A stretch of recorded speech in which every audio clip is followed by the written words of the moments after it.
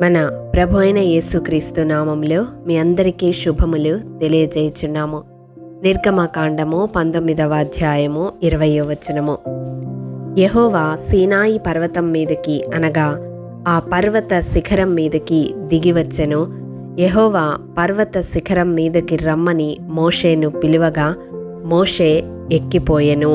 ప్రియ దైవజనమా, ఆనాడు సీనాయి పర్వత శిఖరం మీదకి దేవుడైన యెహోవా అగ్నితో దిగివచ్చినప్పుడు అదంతా ధూమమయమై ఆ ధూమము కొలిమి ధూమము వలె పైకి లేచి పర్వతమంతా కంపించినట్లుగా 19వ అధ్యాయములో చూస్తాము.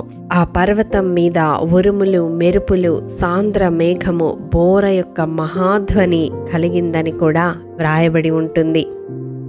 ఆ బోర ధ్వని అంతకంతకు బిగ్గరగా మోగినప్పుడు పాళెములోని ప్రజలందరూ వణికినట్లు అక్కడ మనము గమనిస్తాము. ప్రియ దైవజనమా, అప్పుడు ఆ దేవాది దేవుడు ఆ సీనాయి పర్వతం మీదకి ఆ పర్వత శిఖరం మీదకి రమ్మని మోషేను పిలిచినప్పుడు మోషే ఎక్కిపోయాడు. ప్రియ దైవజనమా, ఐగుప్తు నుండి దాదాపు 6 లక్షల కాల్బలముగా బయలుదేరి వచ్చిన ఇశ్రాయేలీలలో దేవుడు మోషేను పర్వత శిఖరం మీదకి ఎక్కి రమ్మని పిలిచాడు. పాళెములోని ప్రజలందరూ పర్వతము దిగువన నిలిచినట్లుగా అక్కడ వ్రాయబడి ఉంటుంది. ప్రియ దైవజనమా, ఈ అంత్య దినాల్లో ఒకానొక దినము నియమింపబడి ఉన్నది. పెండ్లి కుమారుడిగా యేసయ్య ప్రధాన దూత శబ్దముతో ఆర్భాటముతో కడబోర స్వరము మ్రోగుచుండగా మధ్యాకాశములోనికి దిగివచ్చి తన వధువు సంఘాన్ని పిలిచినప్పుడు సంఘము ఆ మేఘాల మీదకు ఎక్కిపోతుంది. పిలువబడిన వారు అనేకులు, కానీ ఏర్పరచబడిన కొందరు మాత్రమే ఆ ఎత్తబడే గుంపులో ఉండబోతూ ఉన్నారు. ప్రియ సహోదరుడా, సహోదరి, పాటలైతే పాడుతూ ఉన్నాము. మేఘాల మీద యేసు రానయ్యున్నాడు. ఆ నీలి మేఘాలలో నా రాజును, నా వరుడైన క్రీస్తును నేను ఎదుర్కొంటాను అని ఎన్నో రకాలుగా ఎంతగానో వర్ణించి పాటలు పాడుతూ ఉన్నాము. మరి నిజముగా మోషే వలె ఆ పర్వత శిఖరాన్ని ఎక్కిపోవడానికి మనలో ఎందరము సిద్ధపడుతూ ఉన్నాము? మన భక్తి జీవితములో ఎందరినో విమర్శిస్తూ ఉంటాము.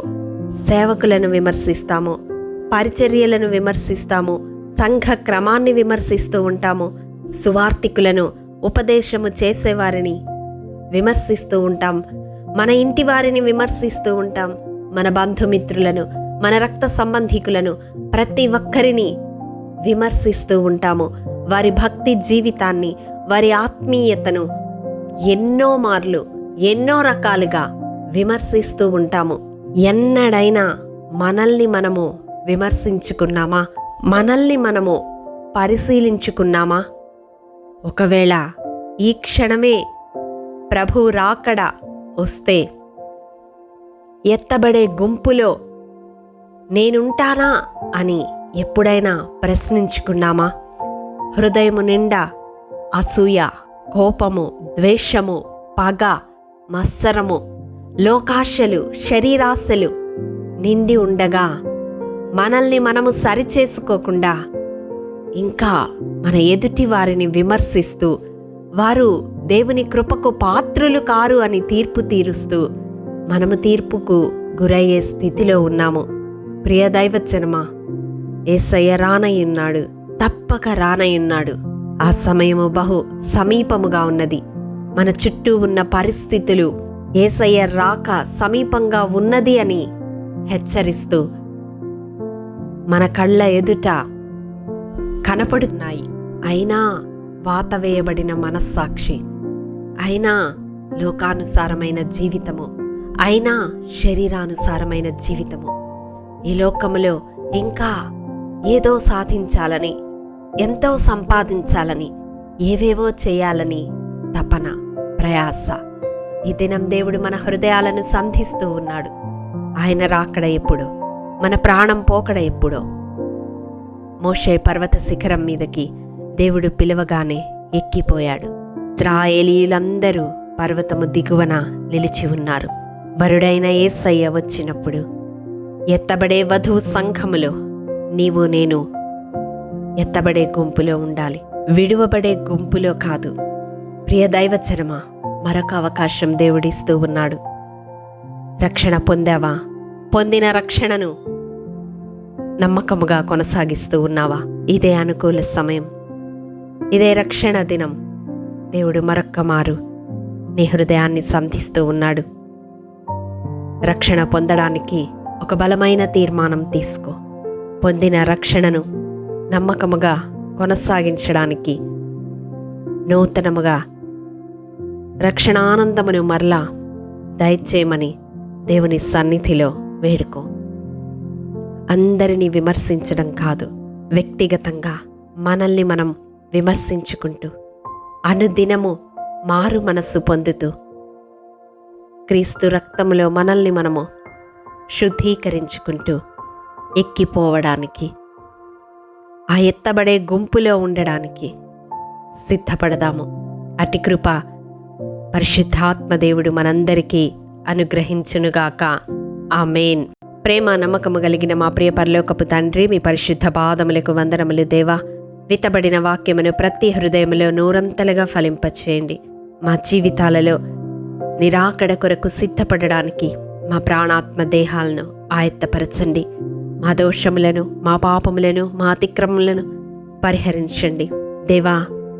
అంతము వరకు నమ్మకముగా నీ సాక్షిగా జీవించడానికి మీ ఆత్మ సహాయమును దయచేయమని, ఆ ఎత్తబడే గుంపులో మేమును మా కుటుంబములను ఉండులాగున మీ ఆత్మ నడిపింపును దయచేయమని యేసతి పరిశుద్ధ నామం పేరట అడిగి పొందుకొని ఉన్నాము తండ్రి. ఆమేన్. ప్రియ దైవజనమా, అనుదినము షారోన్ మన్నా ద్వారా అడగబడుచున్న బైబిల్ క్విజ్ ప్రశ్నలకు సమాధానములు ప్రతి నెల మొదటి వారము కామెంట్ బాక్స్లో పోస్ట్ చేయబడతాయి. కాబట్టి గమనించి మీకు తెలియని ప్రశ్నలకు సమాధానములు తెలుసుకొనగలరని ప్రభు పేరట మనవి చేయుచూ ఉన్నాము. ప్రియ దైవజనమా, ఈ దినం బైబిల్ క్విజ్ ప్రశ్న: ఉపదేశమును గట్టిగా పట్టుకొని ఉన్న ఎడల ఆ సువార్త వలన ఏమి పొందేదము? ప్రియ దైవజనమా, ఈ దినము జన్మదినము, వివాహ దినము జరుపుకుంటున్న వారికి షారోన్ గ్రూప్ తరపున హృదయపూర్వక శుభాకాంక్షలు తెలియజేయుచూ ఉన్నాము. దేవుడు శ్రేయస్కరమైన ఆశీర్వాదములతో ఈ సంవత్సరాది నుండి సంవత్సరాంతము వరకు మిమ్ములను నింపాలని ప్రార్థిస్తూ ఉన్నాము. ఆమేన్.